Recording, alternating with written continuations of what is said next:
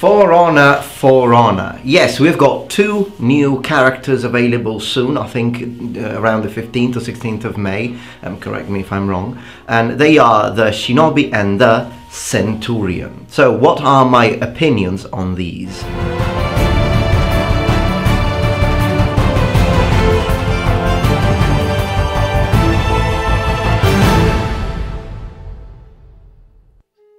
Hello everyone, welcome back to my channel. This is the Metatron speaking. So, well, of course, the very moment, I like For Honor as a game, and in the very moment that I heard about the possibility of using a Centurion, I was really happy. I was like, yeah, take my money now, give me the Centurion. Now, I watched the trailer, the teaser, well, not really a trailer, the teaser.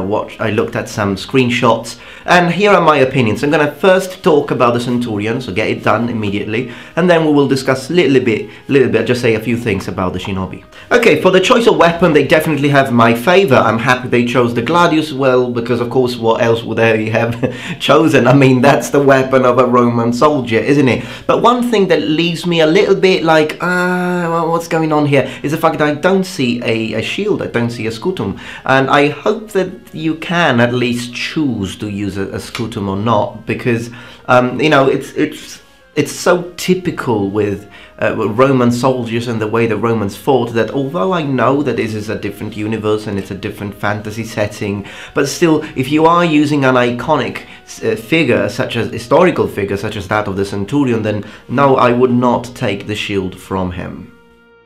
But things get interesting when we reach the helmet, because what helmet is he wearing? A face masked helmet. Now, were they historical? Now, please again keep in mind that my historical evaluations of video games are not a way to criticize these games, are instead a way to learn from these games and use these videos as an opportunity to learn history from the video games we like.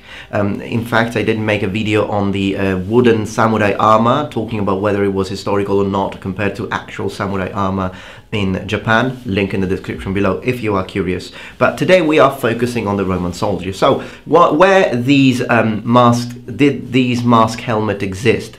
Yes, they did. It is a real thing and it is a historical thing. The thing is, though, that they were not used by centurions. So, as far as we know, there are several theories, and I will talk about all of these here, but as far as we know, they were cavalry helmets only. Okay, so cavalry units use them, and I will get to when they use them in a moment, but a centurion wearing one in combat is strange, okay? It's a little odd. Could a centurion have owned a masked helmet? Yes, why not? I mean, at the end of the day, centurions were richer than the common soldier because they had a higher pay. So we know if a centurion had enough money, perhaps a veteran or the primus pilus maybe could afford one, then why not? And so that it's not completely impossible that a centurion would own one of those and perhaps even wear it during a parade, but still wearing one in combat, not really something a centurion would have done. But were these actually worn in combat? Well, some of these were. Most of these should be understood as either something you wear, that cavalry would wear during a parade, during a tournament, during a mock battle, for example. So there were several situations where they would wear these. But as far as we know, there were perhaps less fancy versions that would be, or perhaps even less decorated versions that would be worn in battle. And in fact, we know this because if you consider the Battle of Teutoburg in the German forest, okay, in 9 AD, that's the one where 3 Roman legions were completely annihilated. Well, a mask was found.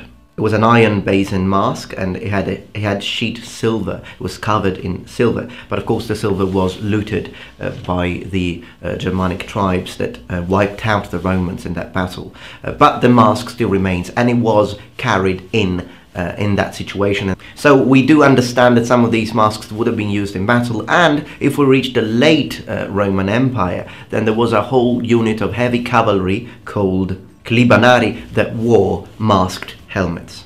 There are some schools of thought, as I said, that perhaps some elements of infantry would wear these, but we are only talking about either, you know, standard bearers, aquilifers, so very specific soldiers, not the mass and not the centurions anyways. But there isn't a lot of evidence for this. In fact, this whole theory is based on insecure foundations. The ceremonial helmets or masked helmets were very beautiful. In fact, they might have been made of gold-colored alloys and would have been very decorated with, for example, representation of the war god Mars. Here are some examples that I'd like to show you.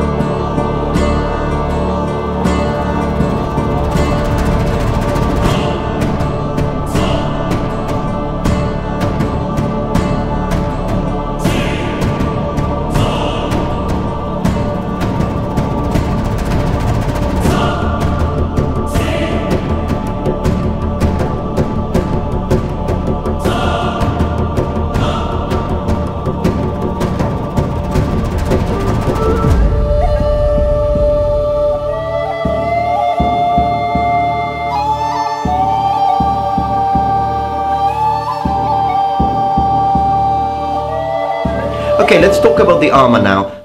So anyways, I don't mind the idea of, you know, the Roman centurion wearing one. Maybe it's a very special one. Again, it's a different setting, but it's just to let you know that that's not something a Roman centurion would have worn in an actual battle and in real history.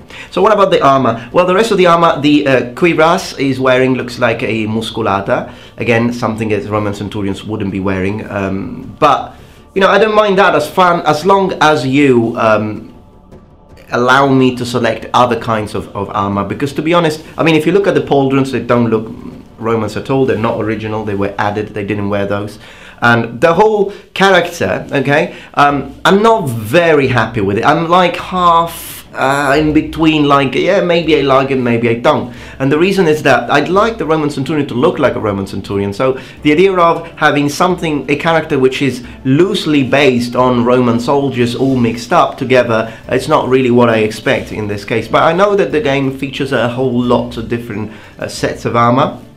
So perhaps this is just maybe the starting one, but if you can get something that looks more like a Lorica Segmentata or something that looks more like a Lorica Hamata, and perhaps other helmets that don't actually force you to wear the mask, then I would be happy. And if you can get rid of those pauldrons, I would be very happy, even if I'm losing stats, to be honest. But yeah, so I hope that there is a possibility that there is customization. And to be honest, I wouldn't just put the Roman Centurion as a DLC special character. I would make the whole faction of the Romans. I mean, come on, you can do that. What, this game normally has 3 different characters per faction? Well, you can get the Roman Centurion, Roman Legionary, and Gladiator. Boom! There you have it. You know, it could be cool, because I personally would choose the Roman Legionary. You know, I'm all for the guys in the front lines. You know, that's the one, the sort of emblematic Roman soldier that I prefer. Lorica Segmentata, frontline, Roman Legionary, and that's it. But yeah, I like Centurions as well. I mean, I don't mind, you know, playing an officer. That would be cool, but personally I still prefer the normal Legionary. So that's why I think it would be really cool. And if you play the Gladiator, I mean, you can have the Macairus, the one with double gladius, you know, to balance up the game. Now, a quick word on the Shinobi. First off, you see, it's not that I don't like the idea of the shinobi or the idea of the ninja. Of course I do. Even if it's the fantasy version, I still like it. But the thing is that I don't like the kusarigama. I don't like it for 2 reasons. First, I don't like it as a weapon, like in any setting. And unfortunately, it's been linked. For example, in Ninja Gaiden, you can choose many different kinds of weapons. I always fight with a sword, because I don't like the idea of using claws or the idea of using the kusarigama. Secondly, the shinobi didn't even use them, because we do know that the kusarigama is not a historical thing. The kama is, so the sickle alone is, although it was not used as a weapon, as I said in a dedicated video, link in the description below. It was used to break fences, but the idea of linking the kusari, so the chain, with the kama, so the sickle, no, the ninja or the shinobi did not do that. But again, I understand it's not a historical game, so you want to do that, fine, but I still don't like it, so I don't think I'll be playing as the Shinobi if that's the only weapon you can use. Instead, if you have a possibility to choose what weapons you want, and there is also a katana, or there are other kinds of weapons, then I might consider enjoying the Shinobi as well.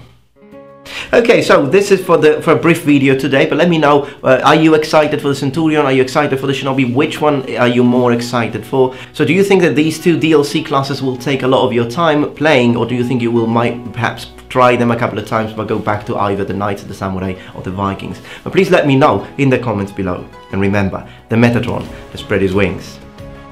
Goodbye, and see you tomorrow.